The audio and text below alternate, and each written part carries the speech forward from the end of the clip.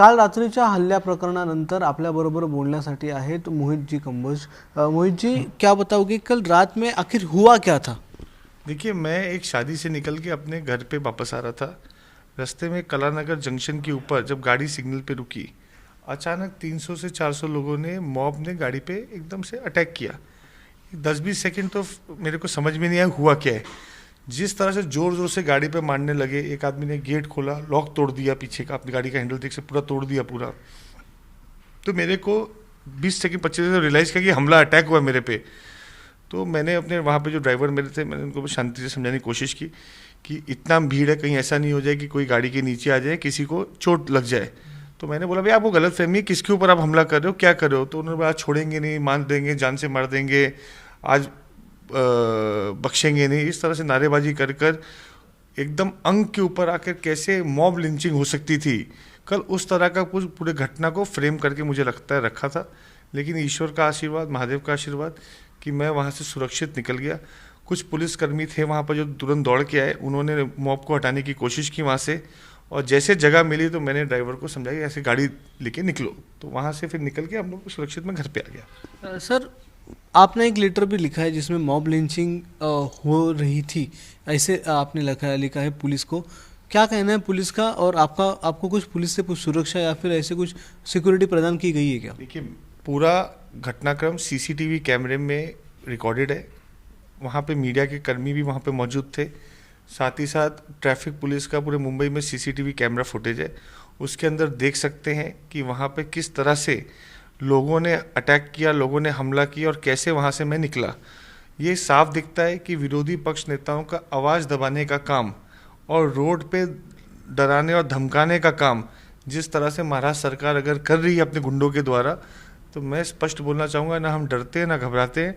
और आने वाले समय में जो हमारी लड़ाई है वो और तीव्र और तेज़ी से हम लड़ेंगे।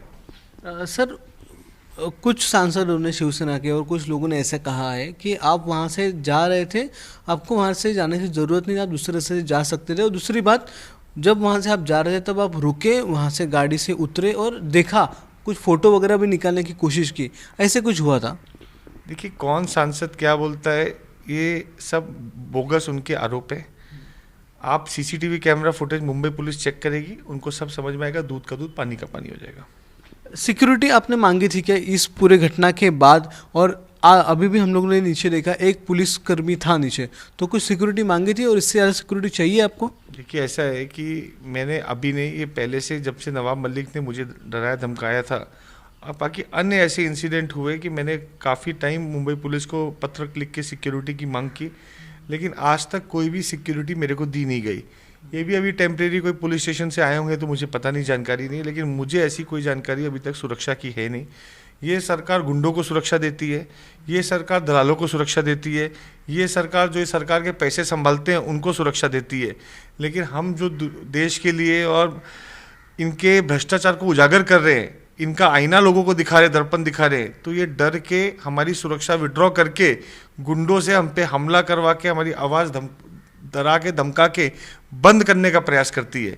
और पुलिस के ऊपर मैंने जो कंप्लेंट एक पुलिस के लिए पुलिस स्टेशन को फाइल की है, इस पे जल्द से जल्द एफआईआर करके पुलिस को केस दर्ज करके सबको अरेस्ट करना चाहिए। मेरी ये स्पष्ट मांग है मुंबई पुलिस से। अभी भी हो रहा है बहुत सारी जगह पे आंदोलन वगैरह, तो कल रात में जो आंदोलन हो रहा था, तो आप वहाँ से जब गुजर रहे थे तब वहाँ पर आंदोलन चल रहा था या रुके थे? मैं आपको सही बताऊं ना, मैं उधर से गुजर रहा था, मैं कलानगर जंक्शन पे था।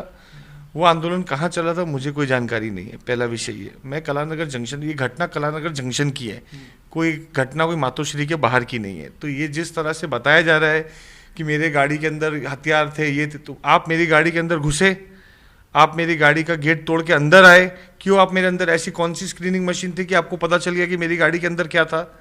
तो ये सब झूठे आरोप हैं। पहले आपने कानून हाथ में लिया, मेरी गाड़ी को तोड़ा, आप गाड़ी के अंदर आए, अंदर आके आपने मेरे पे हमला करने का पूरा प्रयास किया, लेकिन लोगों का आशीर्वाद था कि मैं उससे बच निकला। हनुमान चालीसा के ऊपर जो भी चल रहा है, शिवसेना के लोग कल से रास्ते पे है, क्या लगता है? देखिए, अभी ये हनुमान चालीसा के ऊपर शिवसेना के लोग, मुझे तो ये समझ में नहीं आता है कि ममता बनर्जी को जय श्री राम से दिक्कत थी और यहाँ पे जय बजरंग बली से शिवसेना को दिक्कत की हो गई है। आज जय श्री राम बोलने पर ममता चिड़चिड़ होती थी और यहाँ हनुमान चालीसा के ऊपर उद्धव ठाकरे क्यों चिड़चिड़ हो रहे हैं? तो कहीं ना कहीं ये अपनी आइडियोलॉजी खो दी है। अभी ये जनाब उद्धव ठाकरे हो चुके हैं और इनको अभी किस तरह से विरोधियों की आवाज़ को दबाना है, विरोधी पक्ष की। महाराष्ट्र के इतिहास में कभी भी ऐसा देखा नहीं गया कि एक विरोधी पक्ष और सरकार साथ में मिलकर राज्य का काम करते थे।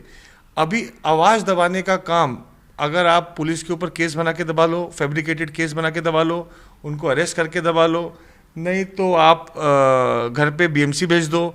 आप बीएमसी के थ्रू कैसे उनके घर को डरा सकते हो, धमका सकते हो, डिमोलिश कर सकते हो, और कुछ नहीं मिला तो आप रोड पे उतर के उनके ऊपर फिजिकल अटैक करो। इस तरह का घटनाक्रम कभी भी आज तक देखा नहीं गया। ये बहुत ही निंदा करी एक घटना है जो हुई है, और शासन और प्रशासन महाराष्ट्र किस तरफ जा रहा है ये पूरा देश देख रहा है। और पूरे देश को महाराष्ट्र ने आज तक पूरे इतिहास में दिशा दी है। बड़े बड़े लोग यहाँ से महाराष्ट्र से निकल के उन्होंने पूरे देश में दिशा दी है, लेकिन आज ये महाराष्ट्र किस तरह की दिशा और किस तरह का लोगों को दर्पण पूरे देश को दिखा रहा है, ये बहुत ही शर्म की बात है। तर लवकरात लवकर या सर्व प्रकरणामध्ये FIR होऊन जे आरोपी आहेत त्यांना अटक करावी अशी मागणी मोहित कंबोज यांनी केलेली आहे। आणि सगळ्यात मोठा आरोप जो मॉब लिंचिंगचा आहे तो देखील त्यांनी शिवसैनिकांवर केलेला आहे। आता पोलीस या संदर्भामध्ये तक्रारीच्या वर कधी FIR दाखल करतात आणि कोणाला त्या संपूर्ण प्रकरणामध्ये अटक करतात, ताब्यात घेतात, हे बघणं अतिशय महत्त्वाचं असणार आहे। कॅमेरामॅन विनयसह अक्षय भाटकर, ABP माझा, मुंबई। ABP माझा, उघडा डोळे बघा नीट।